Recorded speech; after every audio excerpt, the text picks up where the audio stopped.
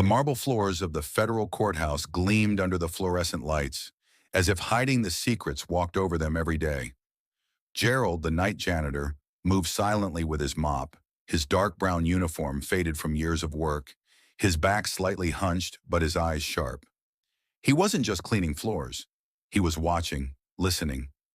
For the last 6 years, Gerald had cleaned the chambers of Judge Carolyn Pierce, one of the youngest and most respected federal judges in the country. She was precise, polite, and always stayed late, just like him. They rarely spoke, but when they did, there was mutual respect in the quiet exchanges. But recently, something had changed.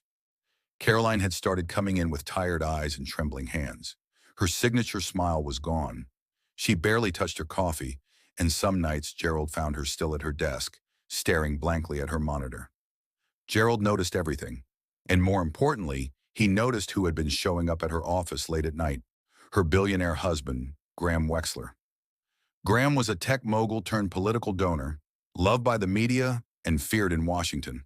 But Gerald had seen another side.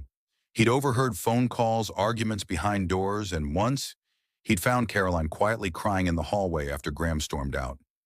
That night, as Gerald emptied the trash from her chambers, he did something he rarely did. He spoke up. "Judge Pierce," he said softly. "Ma'am, I know it's not my place, but I seen things, heard things. I think you're in danger." Caroline froze. Her pen hovered above a legal pad. Slowly, she looked up at him, her face pale. "What did you hear?" she asked, voice tight.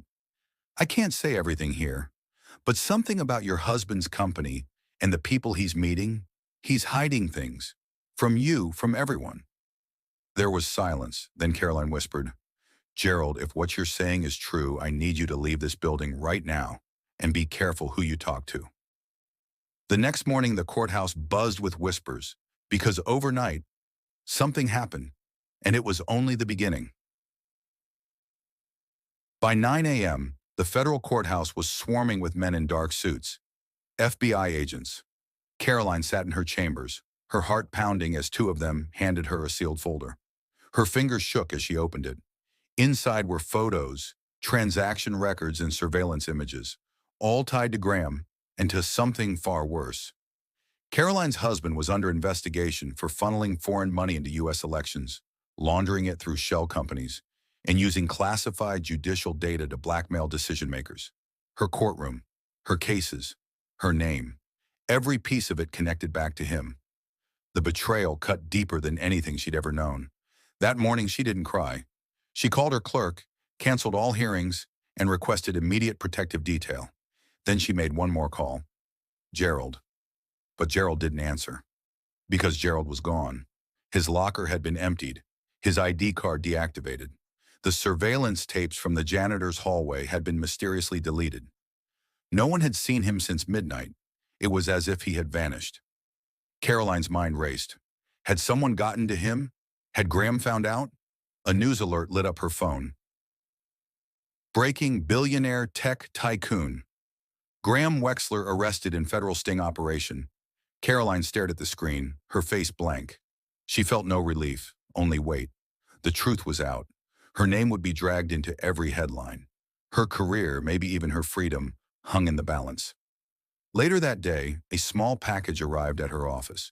No name, no return address.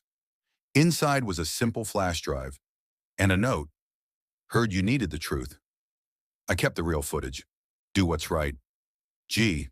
She plugged it in. It showed Graham, alone in a private server room, burning files, instructing an unseen man to transfer millions off-grid, and finally, admitting to leaking judicial data from her chambers. Her hands trembled as she backed up the files and dialed the DOJ. Gerald had risked everything. Not for money, not for recognition, but because he believed someone had to speak up, even if no one listened. That night, the headlines screamed. The next day, the city shook, and somewhere far from the noise, in a diner off a quiet highway, Gerald watched the news alone, smiling quietly, one hand on his worn cap. He'd done his part, and the truth had finally exploded.